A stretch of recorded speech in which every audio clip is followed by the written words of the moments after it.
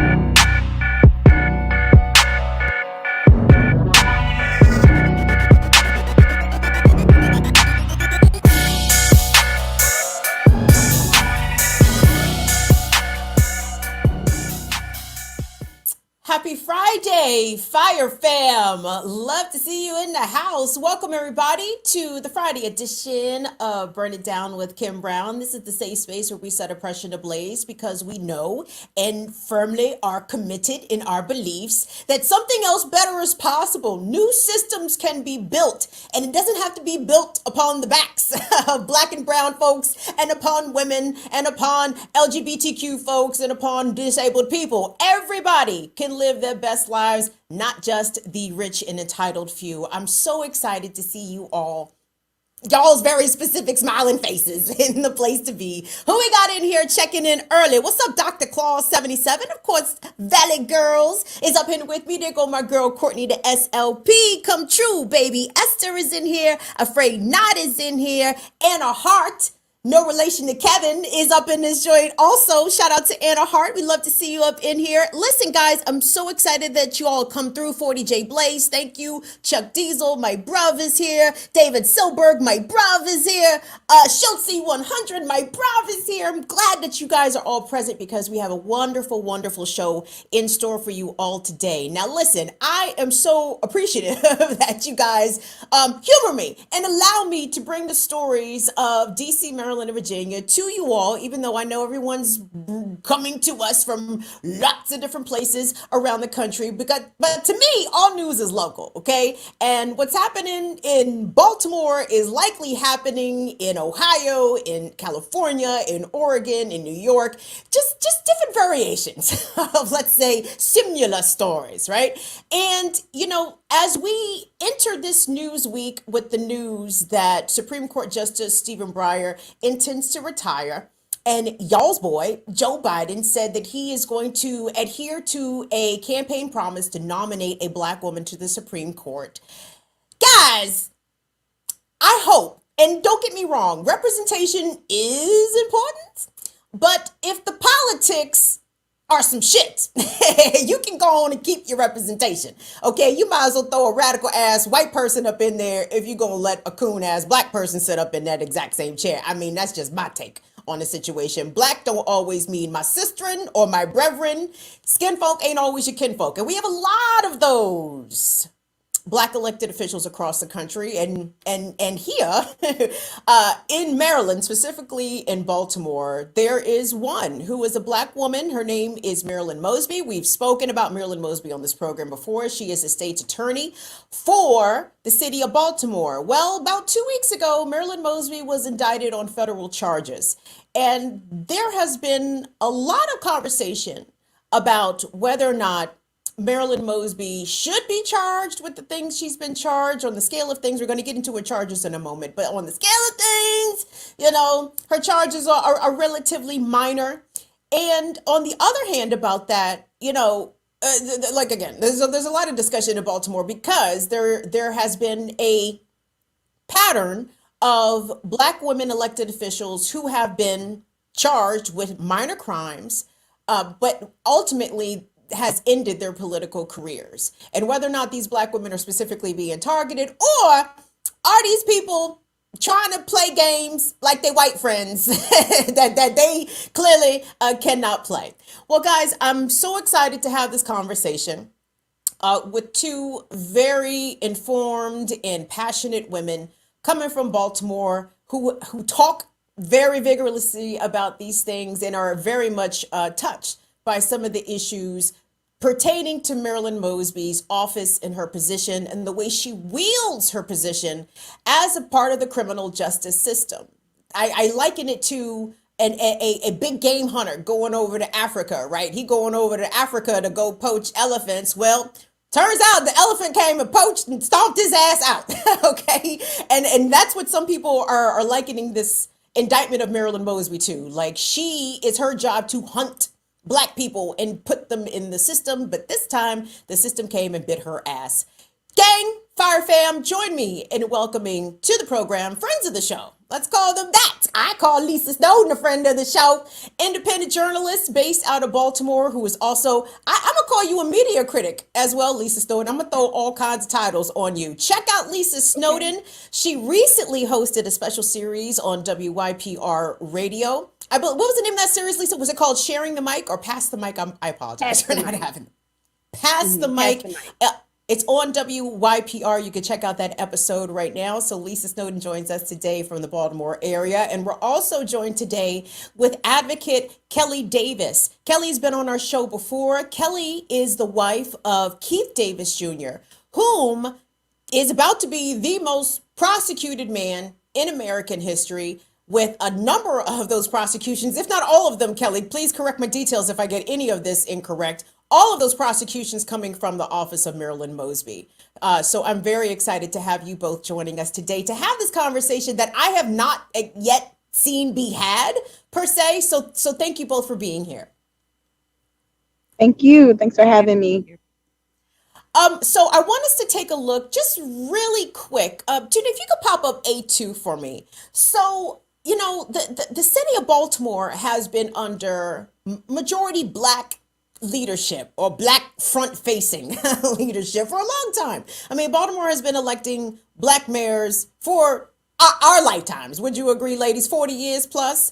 And given the fact that Miss Mosby is the latest black woman politician, elected official in the city of Baltimore, to come under federal indictment for something. So A2, what we're looking at here, guys, is the former mayor of Baltimore City, Catherine Pugh, has been released from federal prison. She was serving a 2-year sentence, I believe, down south, or 3-year sentence down south for fraud and tax evasion. But she has now garnered early release and has been released to a halfway house in Baltimore. And before Catherine Pugh, another former mayor, the first black woman mayor elected to the city of Baltimore, Sheila Dixon, was removed from office for similar charges. Allegedly, she pled guilty to using gift cards that had been allotted for less fortunate folks and using them for her own personal gain, right? And for all of these pity pat, I'm loath to even call them pity pat because they are pity pat in the scheme of things of what the white politicians in Baltimore are doing.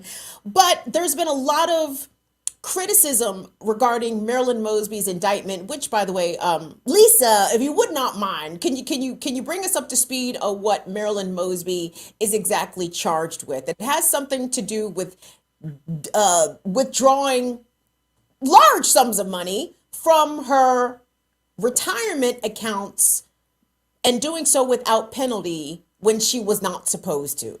Is that right? I might have to throw this to Kelly because I'm a little bit fuzzy with the details. I know that it's related to her lying on a mortgage application. And Kelly, was there something else? Yes, so she filed for COVID relief.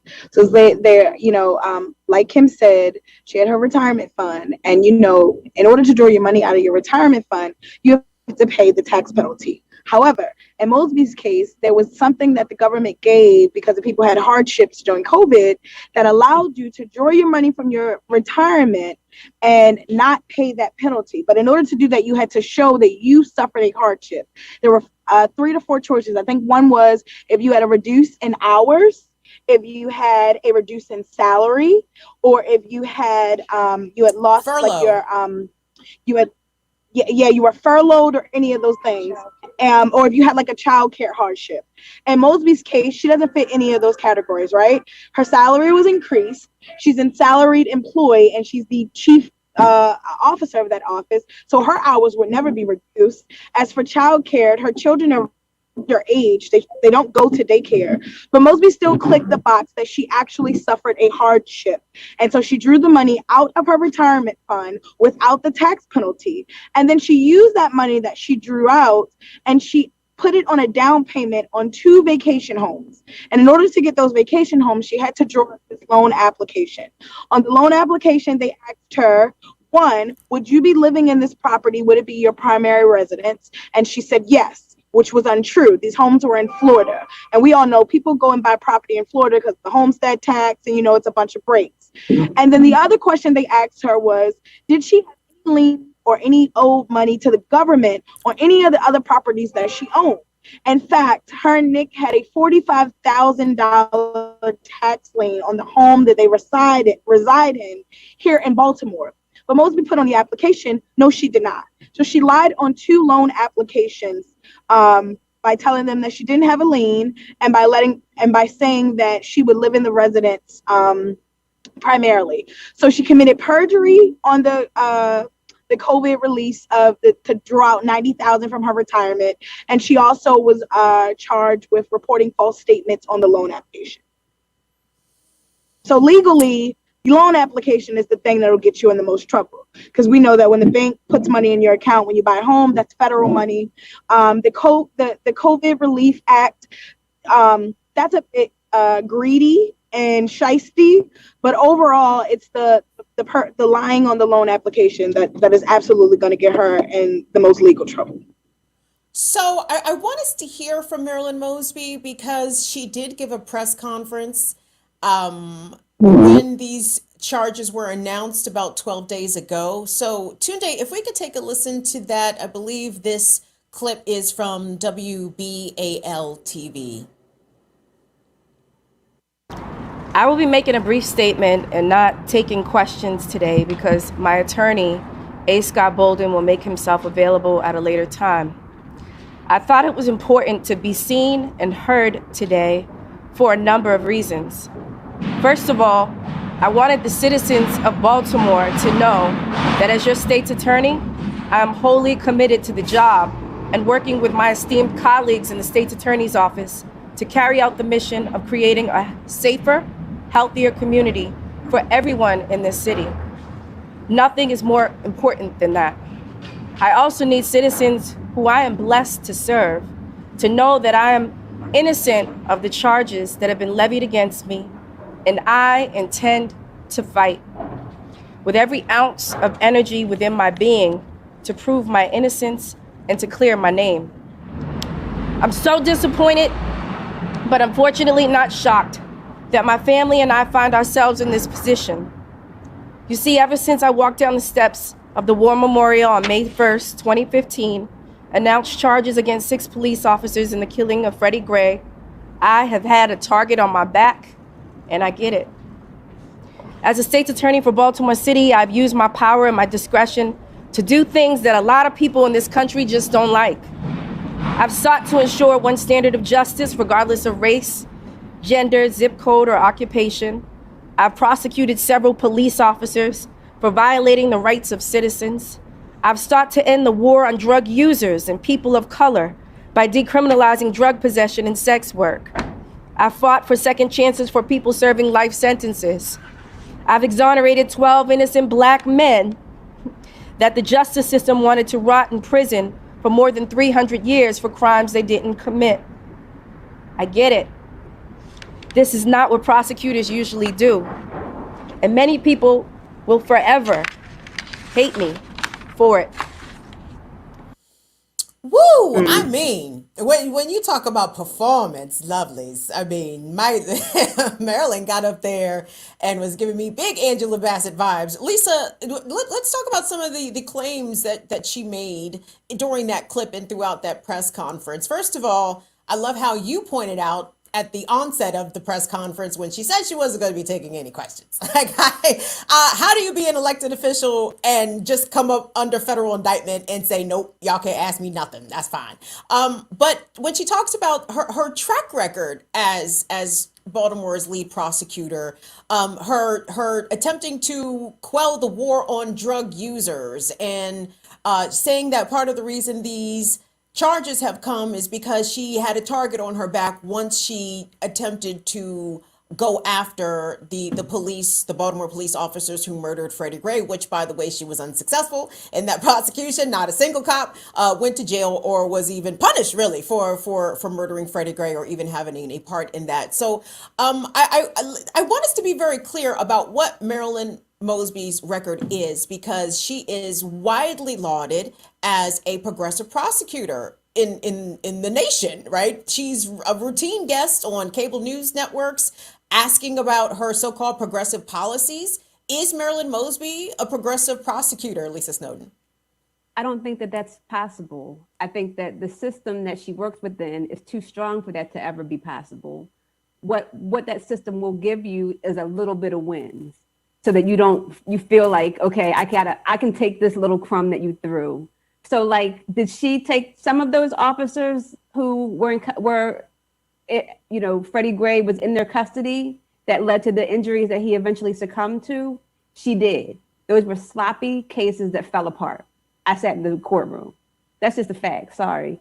Has she done small things that have made it a little safer for Black people, for poor people, for brown people to be on the streets of Baltimore? Yes, she has. She did put in place legislation where, there are certain things that you can, on paper she has.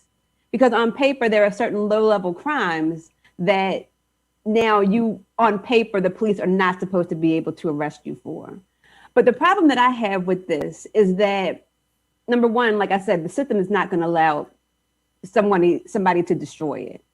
Number two, as a person who has thought very strongly or thought a lot, read a lot, and feels very deeply committed to dismantling those policies that put people that look like me and you guys in danger, you can't come halfway. You can't be sloppy. And unfortunately, Marilyn Mosby has been very sloppy. Like, there have been reports that have come out from the Baltimore Sun, which actually usually is super favorable of her, that have said that her office has been in chaos for a while now. The reality is that people are still dying in the streets of Baltimore.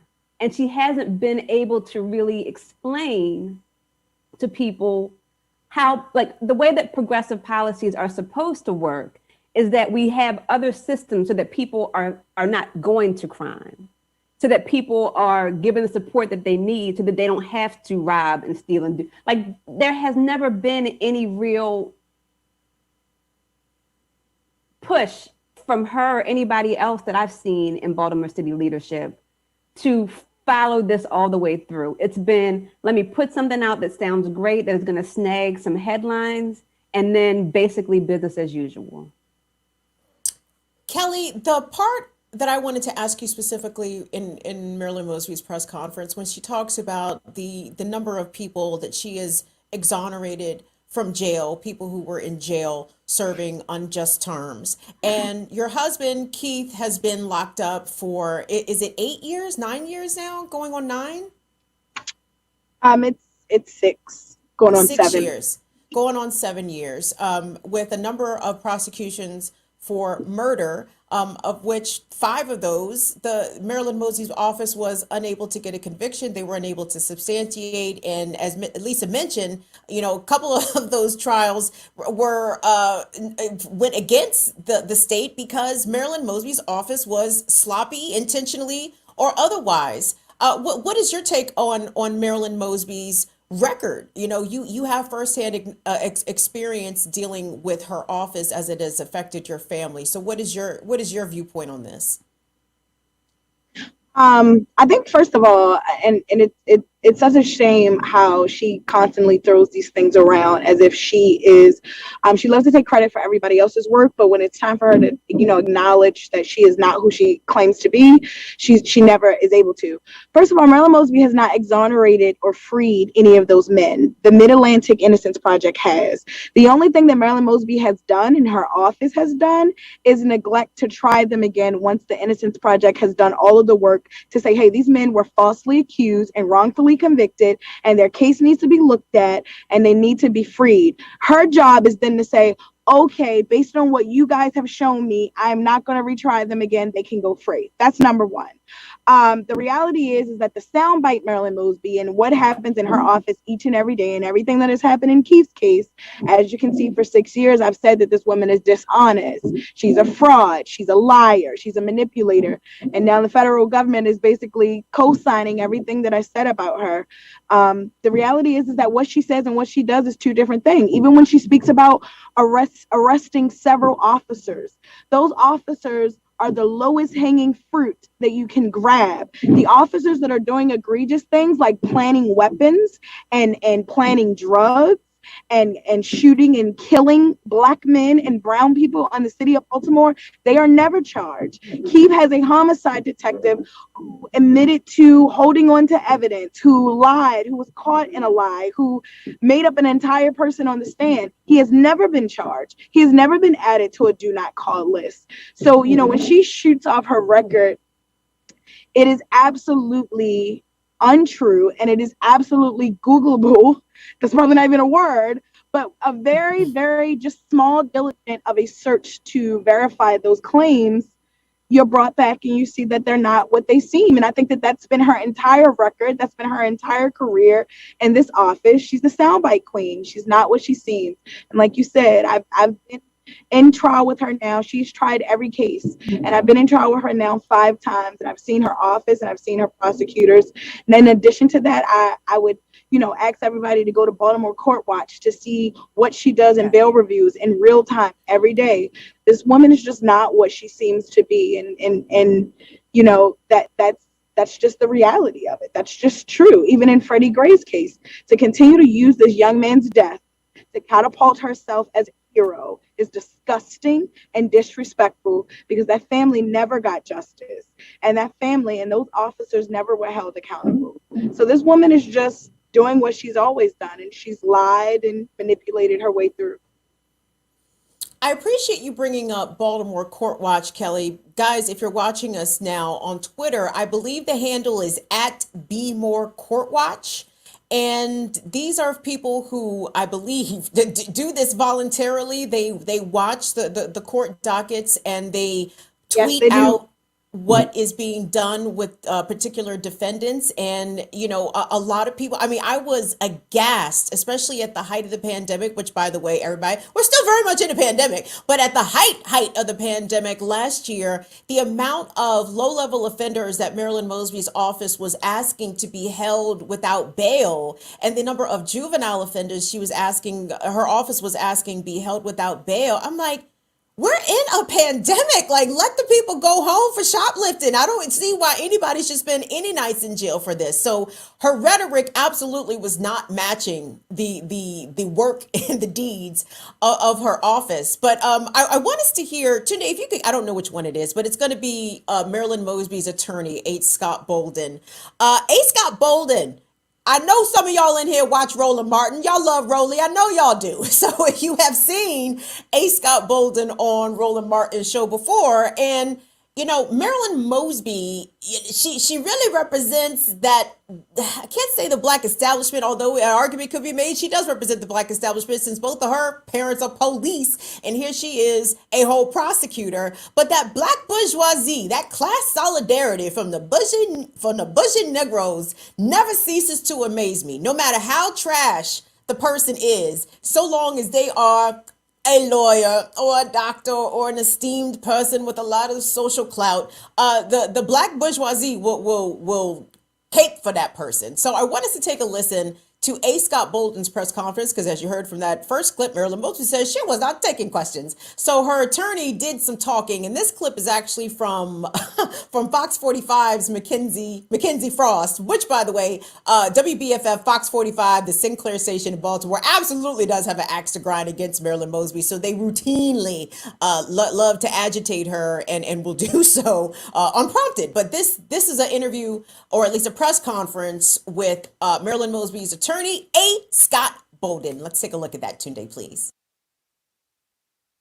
Looking at speaking of the COVID, using the pandemic to pull money out of it, was it for her business? Was it one of her businesses that was negatively impacted? Because that's something that you had said, but her spokesperson had said that business was not operational while she was in office as state's attorney. So which one is correct? Yeah, I'm not going to get into a swearing match about that. I'm telling you that she qualified for those monies and she was advised on those monies. And I'm not going to get into a tat of what's been said before, done, and what have you. So is that business operational now? Was her spokesperson wrong? I don't know what you mean by operational. There were other businesses involved. Which business? In fact, the U.S. attorney was investigating those other businesses, so they had to be operational. Her spokesperson said it wasn't. I don't know how wrong? you define operational. I'm telling you those businesses were running and they were being pursued and they were legally on the books. Next question. In which business was it? Next question. Looking at the chart counts 2 and 4 about the mortgage applications, the indictment says that she didn't know that there was a tax lien on the property that she also owns with her husband. Can you explain how that's possible given the IRS sent them multiple letters? Can you explain how your spouse might do something you don't know? Or anybody? I'm not married. I don't know everything about everybody. They were both sent a letter. According to the indictment, the IRS sent them each a letter. So you're saying that she didn't open the mail? I'm not gonna dignify your last comment. Let me just say this. I looked for the tax lien myself. Could not find it. I have a copy I can show you. I know you do. You know how we found it? We got it from the press. I don't know where you got it from. I'm not going to ask you where you got it from, but we certainly didn't get it. My clients didn't get it, and it wasn't delivered or to them in the normal way, if you will. I don't know about all these other additional letters, but as I've said before, and I've said in writing, my client did not know about the tax liens until later, but that's irrelevant because right now the indictments don't cover any criminal tax charges. My only point is she did not know, she did not lie, and that'll come out at trial. I think that's it, right? All right, thank you. Kelly, let me kick this one to you because I know in the wake of the injustices that have been enacted against your husband, you have began studying law and you seem to be quite knowledgeable about the law. Is it possible that Marilyn Mosby did not intentionally do these things? And again, on the scale of things, all this seems very relatively low level because her supporters would say, okay, she's being charged with taking out her own money. Like, why is this even criminal? But at the same time, she's an attorney. She's the top prosecutor in Baltimore City. Surely she had to have some sort of premeditation. And again, I'm not asking you to to be, put yourself in her shoes, so to speak. But this to me seems like a pretty cut and dry case. Like if her signature was on these forms, then more than likely she is guilty of the things that she's being accused of. What do you think about the level of these charges and about how not only Mosby, but Catherine Pugh and Sheila Dixon keep seeming to be caught up on what we would call low level charges of fraud or tax evasion, and I guess paperwork sort of charges. What are your thoughts? I think in Mosby's case, you're absolutely right. This is clear cut. Yes or no? Did you or did you not sign this? Did you or not? Did you or did you not? Check the box. Like, did you, like, on both things, there's a box you check and then you sign. And so at the end of the day, with Mosby, the thing that, that exchange with McKinsey and Scott Bolden, who, Lord, I'm gonna just pray for him and her at this point. But you clearly hear them talking about a business. And I remember being little and, my mother asked me, did you do this? And she's like, if you tell one lie, you got to keep on telling lies to cover up the other ones. And what you see in that exchange is there was a time that Mosby was questioned about these businesses before this indictment came. And her response, Lisa, remember this, was those businesses are not operational. They are not up. They're not running. I never received a dime. And now she's treading back. And, one of the things that really speaks to all of these incidents, even though I've done a little bit more research in Sheila Dixon's conviction, what people don't know, I definitely think she got a raw deal. Definitely think it didn't happen the way that it was presented to happen. And I definitely think that she just kind of didn't speak up. But for Pugh and Mosby, the one thing that I believe is the key thing in both of their indictments and their convictions and everything else is arrogance. You are a Black politician, and like you said when you started the program, you guys want representation so bad. So in a predominantly Black city like Baltimore, where you got council people who never even show up in public, yet they're voted into office.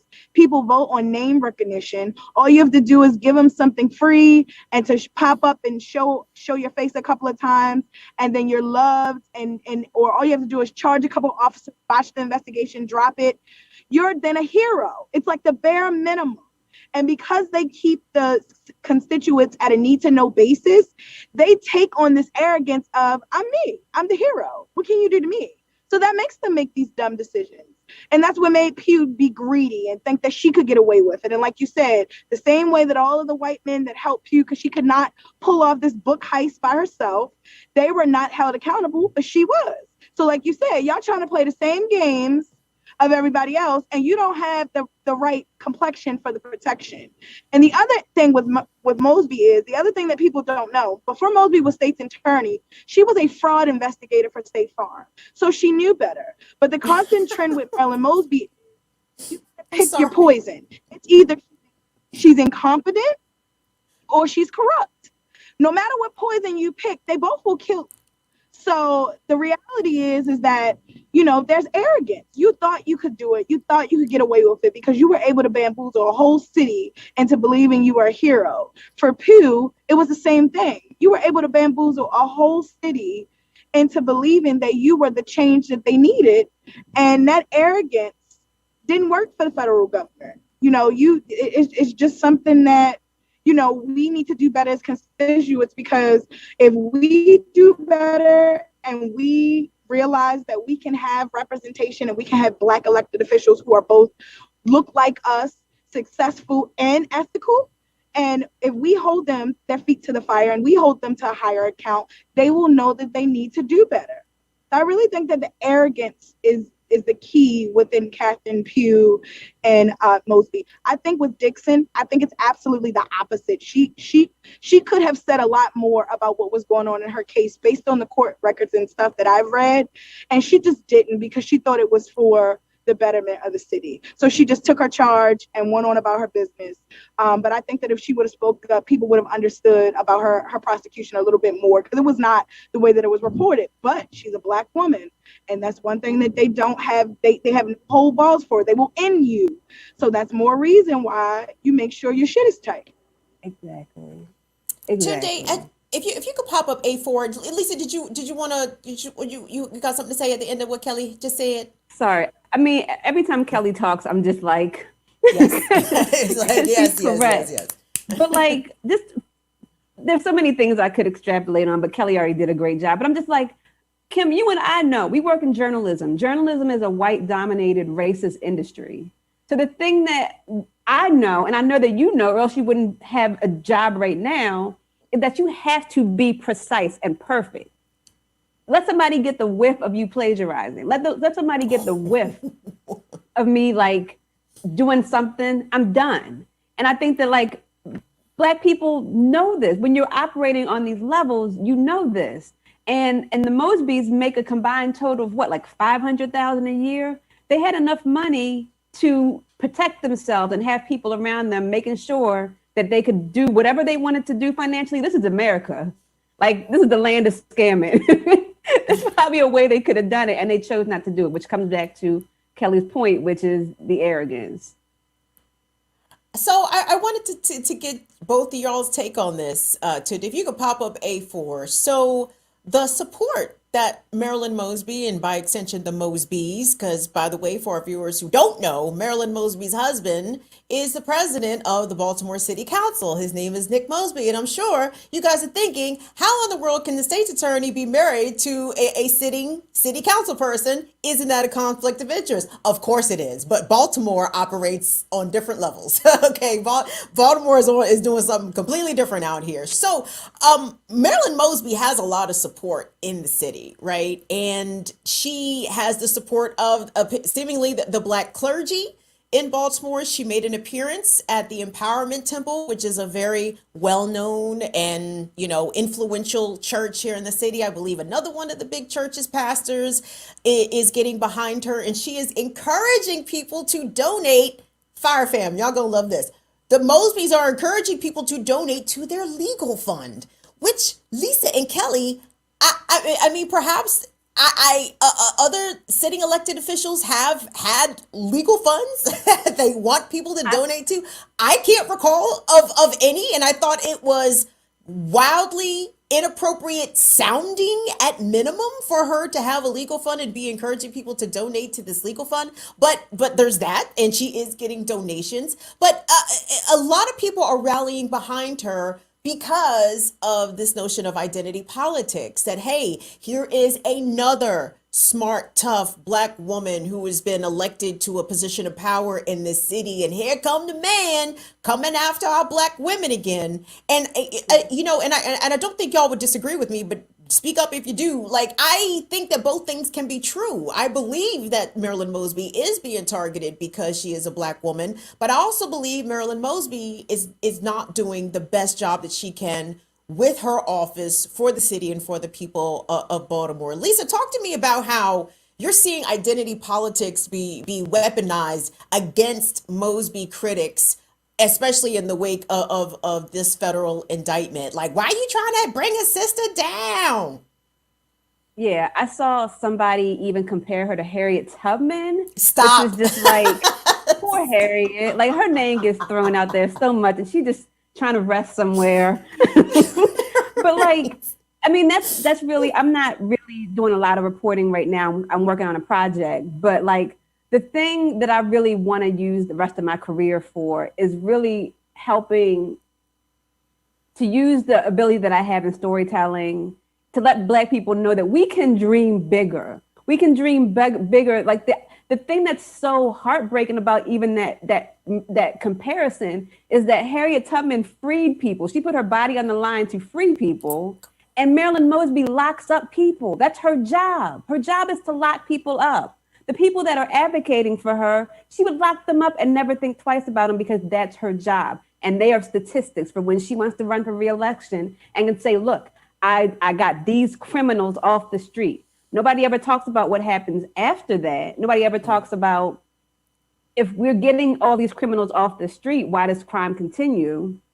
But like that's what we have. That's the highest thing that we have to look to right now. And to kind of like even touch back on the fund that you talked about. The fund has had me mad for months because Right. nobody knows who's running this fund. Nobody knows who's donating to this fund. And nobody in Baltimore media seems that interested in finding out. And it's just like Baltimore is such a place that's very much like a caste system.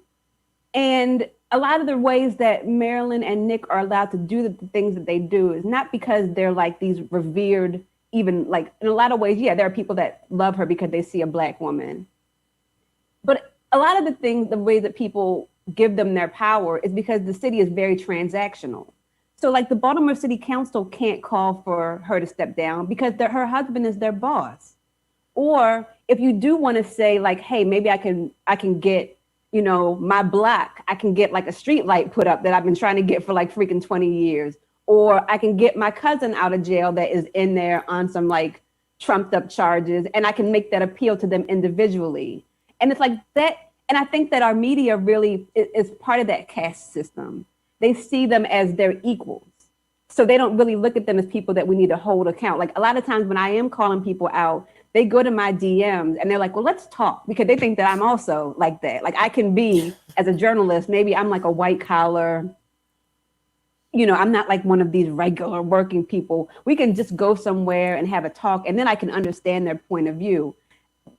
And so there's not really that level of holding people accountable the way that they do. And it frustrates me and really breaks my heart every day. Kelly, let me kick that to you. I mean, you're right there in the city.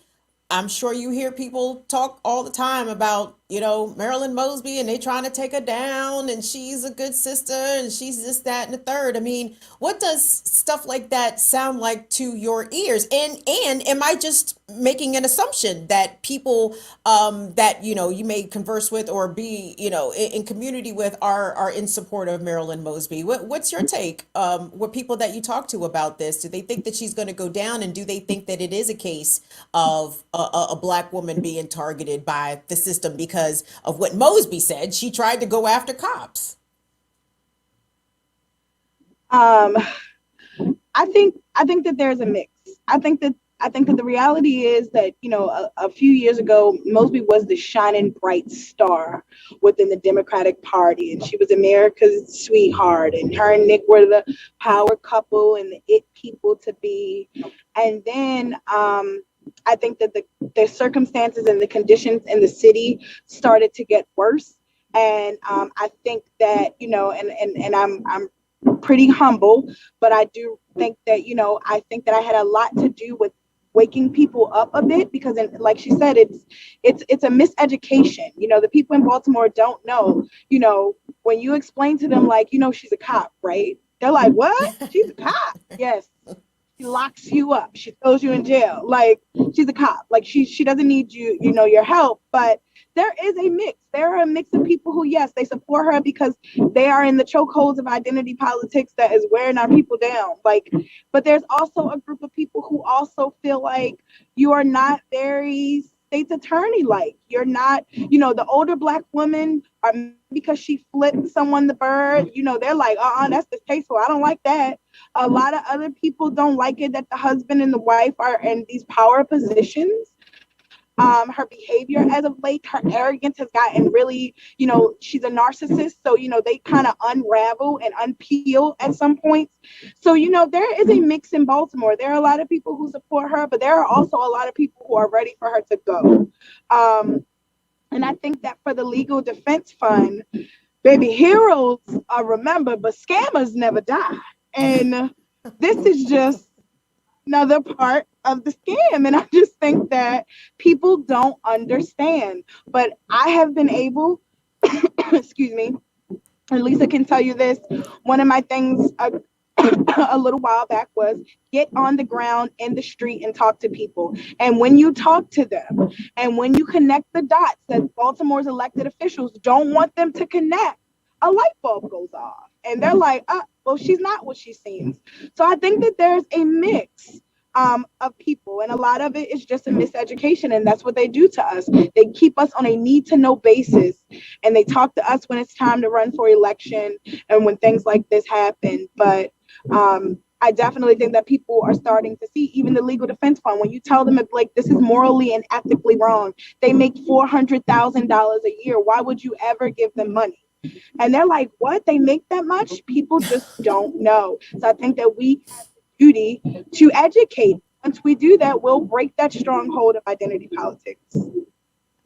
Fire fam, can you guys imagine household income? You and your partner bringing in close to $500,000 and you got to go fund me up. Like, Kim, what? Can I say something real quick? Please. That is Yes, just- ma'am. Not only is there a legal defense fund, I mean, that exists, but at that press conference that you showed, and at other press conferences that have happened before, this indictment was even announced, when it was just the investigation, leaders of the NAACP, the Baltimore NAACP, and the state of Maryland NAACP are literally in a time where Black people are, by high percentages overly affected by health-wise by COVID, losing their jobs. They're skipping over all the things that Black people are suffering and being like, you need to donate to these people. That's outrageous to me. And I did something because, I like to run my mouth on Twitter. So I said, I'm like, I see the president of the NAACP at this Marilyn Mosby press conference. I don't ever see him helping Kelly, because Kelly's very humble, but Kelly has basically built a machine to advance her cause out of nothing because nobody has helped her. And the president responded to me and said in my DMs, well, I'm helping them because, I've worked with them. They're my friends and we have to protect our leaders. What happened to the least of these? What happened to that? Are your friends doing wrong out here, sir? These are the questions. Are you helping your friends scam? Are you helping your friends get over? What exactly are you helping your friends do? What are you helping your friends do? And who are you not helping? Who are you not helping when you're giving your energy to this? When you're going to a press conference to stand on TV? Kelly, you've been on with us for 45 minutes, and I know you're in transit, and I appreciate you doing this. So in an effort to not hold you hostage for the entire hour, if you're comfortable, can you give us an update about what the status of Keith's next upcoming trial is? And if you wouldn't mind, would you mind just briefly recapping what was the outcome of his previous trials, just so people who have not been familiar with your husband's case, just so they get an idea of the ridiculousness of the repeated persecutions. I'm gonna call it persecution, not a prosecution at this point. But what were the outcomes of Keith Davis Jr.'s previous 5 trials, and what's the latest on the upcoming trial, the 6th one? So his first trial was for a completely indifferent event on that same day. The day that Keith was shot by police, they claimed that he was a robbery suspect. He was acquitted of all of those charges. He had one charge of being a felony in possession. It was an unlawful possession charge, which meant that they claimed that Keith was unconscious from being shot by police, and there was a gun found inside of this garage, not on Keith, not on his persons, but somewhere in this garage atop a refrigerator, and he was unconscious on the ground. And because he had an old CPS, which was a drug charge from when he was 19, he was a felon in unlawful possession. So he was found not guilty of actively carrying this weapon or having this weapon, but he was found guilty of being around it. Like, had he not been unconscious from being shot, and he wanted to possess this gun that was not his, he could have. So therefore, he's guilty of unlawful possession. So he was acquitted of all of those charges except for that one. And then that same day, they came, a couple days later, they claimed that this gun that they found, not on him, but somewhere in this garage that he has no relationship to. He only ran in there to get away from police bullets. They said that was using a homicide that happened earlier in the day, in the morning that he was shot. And so they charged him with murder for that. His first trial was a mistrial. And you guys can go to keithdavisjr.com, and it has a broken down timeline and everything of what happened. But the second murder trial, they brought in Marilyn Mosby herself, went and found a federal professional jailhouse informant and brought him in and had him come in and say, I talked to Keith Davis Jr. He told me he did it. Well, we found out that was a lie. So that verdict, he was found guilty in that trial, but that verdict was then overturned. And then she tried him again, a third time. And in that trial was a mistrial. And in that case, the homicide detective brought forth this video that he had been that the state withheld for 3 years, that the state said had no evidentiary value, even though it had this victim of this homicide walking and the gentleman walking behind him. They now said 3 years later, when we brought it up, like, hey, look at this video, this shows you this is not him, because this is not him in this video. They're like, oh no, we think it is him in the video. So that trial ended in a mistrial. The fourth trial, the prosecutor, who is no longer with the office because he was caught cheating and then he was allowed to resign, that trial, he was found guilty after he doctored the evidence and threw together a PowerPoint and put some stuff in there, introduced a motive that, because there's been no motive in this crime, introduced a motive that hasn't been in, like a whole bunch of mess, corrupt stuff, a racist, just an overt racist white prosecutor. We then went to the appeals and asked them to stay, to overturn, because he was found guilty. It went up for appeal. We asked them to stay the appeal process because we wanted to prove that this guy doctored this PowerPoint. And by the time it came back around, the trial judge reversed the conviction. So that was overturned. And Kim, I don't know if you remember, back in May, the last time I was on the show, I had just got down to take my kids on vacation, and it was announced that Marilyn Mosby had charged Keith Davis with attempted murder from a prison fight a year ago. So the week that Keith's verdict was overturned in the last trial, which meant now he got a new trial, she came and charged him a year later from a fight where he was attacked inside of the prison. And literally the discovery in this case, I can't wait till that goes to trial so people can really see how wicked this woman is. You would think that, this was like this bloody man get like on his last breath. And it's nothing like that of the sort, but they charge him with attempted murder, which carries life. In Baltimore, attempted murder puts letters back on the table. And so we're waiting to go to trial for the fifth murder trial. And then we're also waiting to go up for this new attempted murder charge. And that is being scheduled for May of 2022. And can I just say something real quick, Kim? Please. It's just remarkable and dark and just a symptom of how messed up our system is, that Marilyn Mosby knows enough about the messed up nature of our system to understand that it's coming at her, but is still willing to throw the full weight of it at Keith Davis Jr.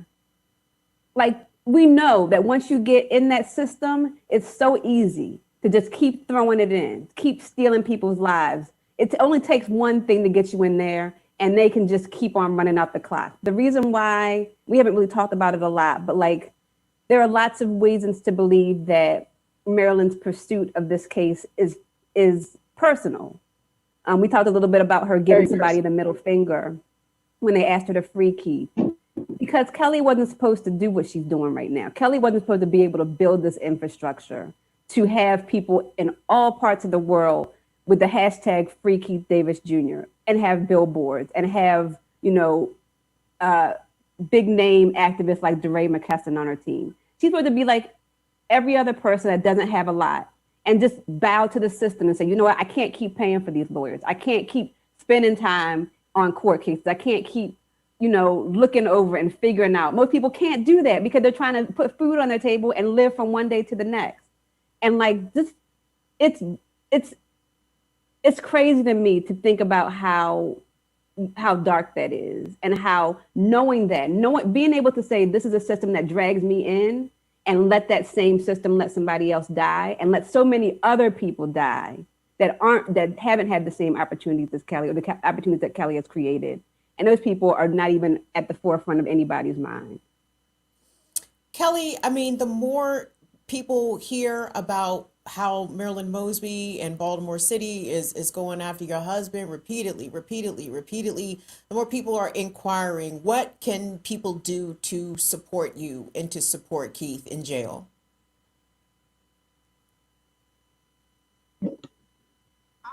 I appreciate that so much. You can go to keithdavisjr.com. There is a volunteer now link. That volunteer now link takes you to a door knocking a form. If you're in Baltimore, you can do literature drops, you can do door knocking. One of the things I think that social media has taken us a long way awareness wise, but we have to get into our community and educate our neighbors, not just for Keith's sake, but for those, because I think that what people fail to take away from Keith's story is that he could be anybody. He could be you, he could be your son, he could be your husband, he could be, anybody in your family. Also on his website, there are downloadable graphics that have the timeline of his case, like you asked him. And there's a link that says share his story. Download those images. Mosby's asking for money in her legal fund, and she's asking for it all over the world. Educate the world on what that means. If you donate to her legal fund, you are furthering the persecution of my husband. He is the second most aggressive. He's the most aggressively man tried in American history, and the second most prosecuted man next to Curtis Flowers tried in American history. That's not Baltimore history. That's not Maryland history. That is American history. That means all the books that we've had. If they printed up a book for 2015 through 2022, Keith's name will be in there. So you can go to that website that teach you how to volunteer, educate the masses, educate the world on who Mosby is, and continue to just kind of look out for each other and share his story. And in the coming weeks, we're going to be doing a lot of that. We have a conversation series on Twitter coming up. If you follow me on Twitter at 50 Shades of Kels, that conversation series is on the 5th. Lisa will be joining us. I believe it's on the 5th. No, the 3rd. Lisa will be joining us. And we're going to talk about his case. What do you know about Keith Davis Jr.? What do you want to know about Keith Davis Jr.? And later on, it'll be, what have you learned? We're going to carry that over to Facebook, which is also Mosby's base. We've been able to run her off of Twitter because that's where the truth lies. And so now she runs to Instagram and Facebook. So just continue to go to his website, continue to follow me at 50 Shades of Kels, as well as Free Keith Davis Jr. on Twitter. Keep and continue to share his story. That's the best thing that we can do. See, this is what's so bothersome. Like, this really bothers my spirit, is that Marilyn Mosby is going after Keith 5 and 6 times. She didn't try them damn cops who killed Freddie Gray 5 and 6 times. I mean, make it make sense. And this is what she wants to hang her street cred on. Is like, nah, I brought the Freddie Gray murder, killer cops up on charges, but none of them stuck. And they're not sticking with Keith. So why all the zeal for Keith and not all the smoke for these cops who was on tape, who obviously conspired around Freddie Gray's murder? I think we just Kelly just dropped off. But Lisa, let me kick that to you. Why go after Keith this hard and not the police this hard, but still be like, hey, I'm for the people. I'm this progressive prosecutor. Yeah, she's a cop. And unfortunately, we live in a world where we expect the bare minimum, because the people that control, that run the world, the elites, they don't want us free. So it's like they'll be like, oh, sure, you said that? Okay, that's great. That's actually PR for us, because we can keep the system going. But we have these two, this lady, she's younger, she's pretty, she did a little bit of something. So that helps us in that way. And also, like I said, I do believe that there is a part of it that has its personal reasons. So I think that there's a lot. Unfortunately, it's like a perfect storm of a few bad situations. Lisa, my mama asked me with a straight face, did Kelly take Marilyn Mosby's boyfriend back in the day because she being Marilyn Mosby, she's acting like a petty little biatch behind this shit. I mean, and it's absolutely not funny, but the level of petty, it's like, woman, aren't you in a position of power? Like, why are you going this hard? But let me broaden this out a little bit here, Lisa, because, if there's a black face in said political office, well then, hey, they must be for the people, right? They must be here to advance our freedom and here to lessen the yoke of white supremacy on our backs. And I think the people of Baltimore can probably speak to this a lot longer, and maybe people who have had long-term black elected leadership. But, I think the jig was up for a lot of us after the election of Barack Obama to be the first black president of the United States. We were so excited and like, yes, niggas is getting free. I don't know what we getting, but we getting something. And it turns out not only do we get nothing, but in a lot of times we actually came out underwater at the end of the Obama administration. And this notion that, hey, as long as we get a black face in there, Kamala Harris is the first black woman vice president. And Kamala Harris, the child of immigrants, went to Central America and told the rest of them immigrants, don't come here. I said, what in the fuck? And then, I could go on. Lori Lightfoot in Chicago, fudging the COVID numbers to make sure that kids are back in Chicago public schools. In DC, Muriel Bowser authorizing unlimited overtime for Metropolitan Police, and yet the violence is not stopped or slowed down even a little bit. How can we absolve ourselves, Lisa, of just being like, whoo, there's a black person in office, mission accomplished? I wish I knew. I mean, for me, like I said, I can't, it feels so overwhelming because everything's falling apart right now. So I try to channel what I can do. I'm a writer. That's what the thing that I'm best at doing. So we can keep talking about it. I can keep writing about it. I try to highlight the people that are like Kelly's story. Kelly's a genius also. I'm just like, how did you just rattle off all that? But like, I think that when we're able to tell fuller stories, at least again, from my angle, and give people a fuller range of what's possible, then that helps turn the tide. I think also, unfortunately, we are learning like, what is it? A hard head makes us off behind, because we are feeling the effects of Obama's inaction. And once he got out of office and we were told those 8 years, well, he can't really do this, or he can't really do that. And we watched Donald Trump kind of stampede through everything that we were told Obama couldn't. Then I think that also was like a painful lesson for us. I'm really not anxious for this Supreme Court situation because it reminds me of this thing that happens so often to Black women, where, and it happens in a situation that I was in with you not too long ago, where white people or white men mess something up and then they bring up the Black lady as the cleanup lady. So why do we always got to be the cleanup lady? We didn't just invent a Black lady in 2022. We didn't just invent competent lawyers in 2022, but we just decided now. And what I really want, and I know that people want to see themselves reflected. And I do think that Sonia Sotomayor has been really good in a lot of the things that she's written. They weren't able to be put, they're still a Republican majority, but I think that it matters the things that she has said and written for history's sake. But, and so there's a value in that. But I want, if there's a part of what I would like to do is really help expand the possibilities for us as Black people and what we can demand and what we should expect from a country that we built. Sorry, that was a lot. No, it was just enough. It was perfect. Listen, so I'm sure you saw the clip of James Clyburn saying, and I'm paraphrasing, that Black women are the backbone of the Democratic Party and it's time to show and prove. Huh? I said, we're tired. Thank you. Can we sit down? We don't want to be the backbone.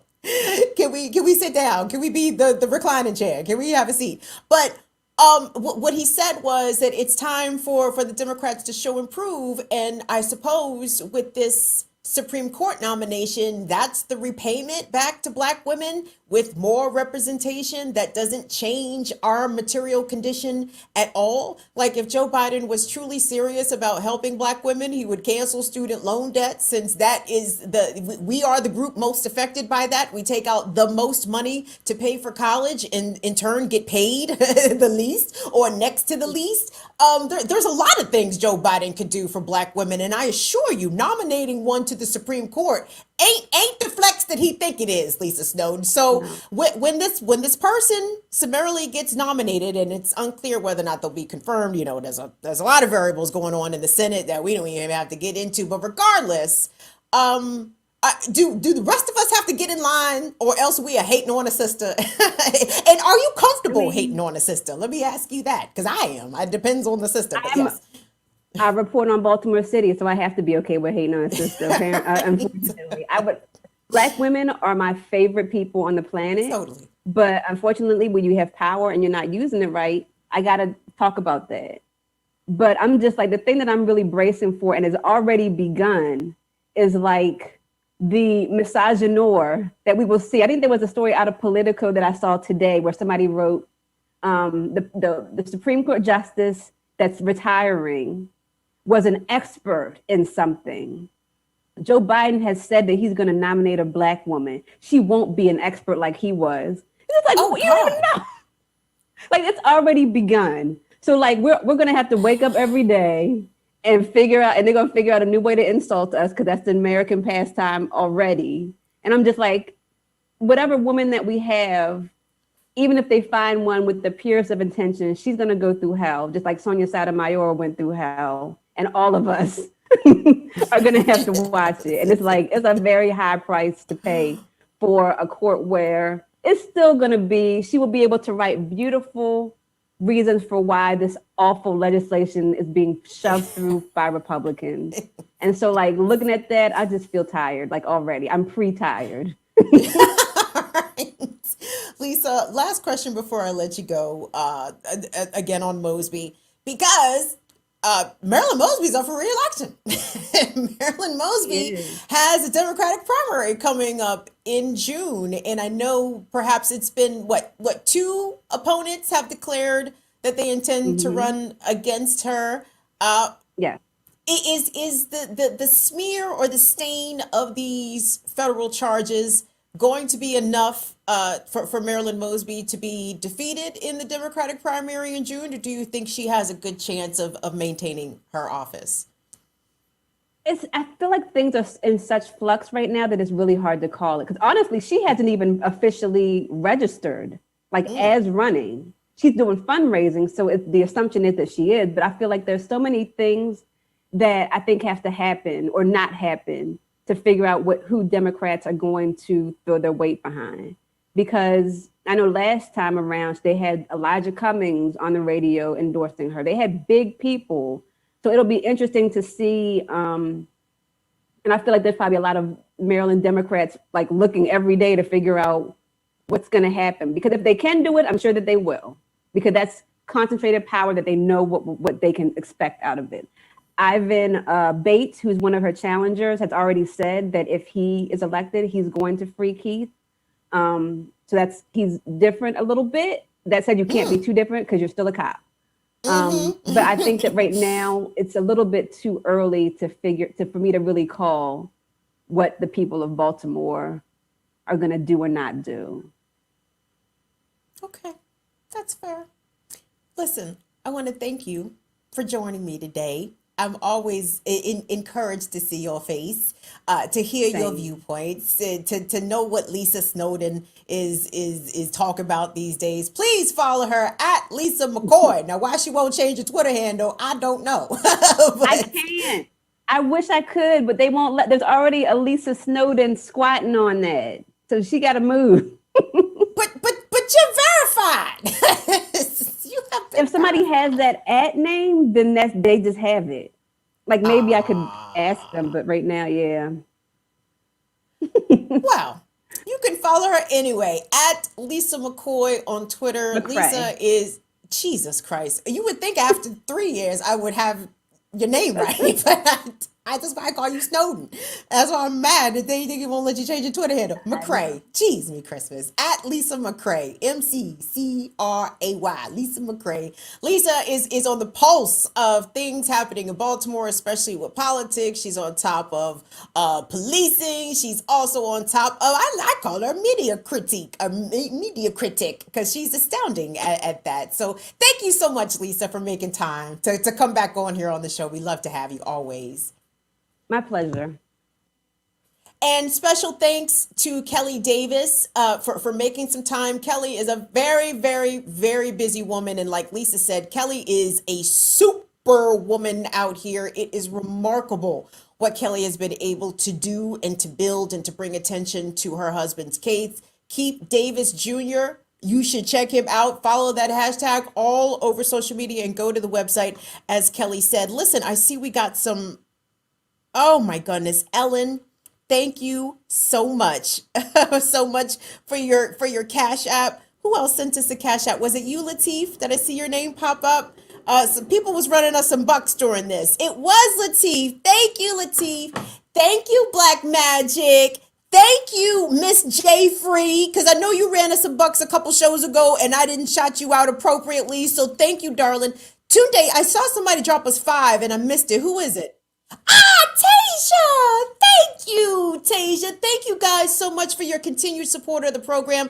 If you want to do it materially, Cash App, $BIDWKB, Venmo at BIDWKB. Hey, it's not too late for you to sign up to become a patron on Patreon, because we do have our AMA coming up, let's say 15-ish minutes after we conclude this program. So patreon.com/BIDWKB. It is the January AMA. We've already got some great questions lined up. So if you want to come kick it with the cool kids, it's usually a fun time had by all. I would love to see you over there. And thank you all. Listen, you don't even have to support us materially, even though we appreciate it, but you could just give us a thumbs up, a like, a sub. We crossed 2,500 subscribers, everybody. Boop, boop, boop, boop. Yeah. So we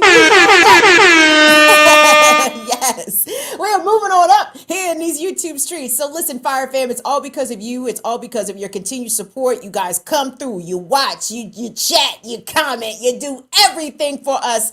And we love you all so much for that. So thank you again, everybody. Thank you to Kelly. Thank you to Lisa. And Fire Fam, we will see y'all on Friday. Don't forget, y'all, COVID is still out here jumping on people. I still do not want it to jump on you. So kindly get your medical grade mask, wash your hands, social distance. Stop going over and stop going to the club. God damn.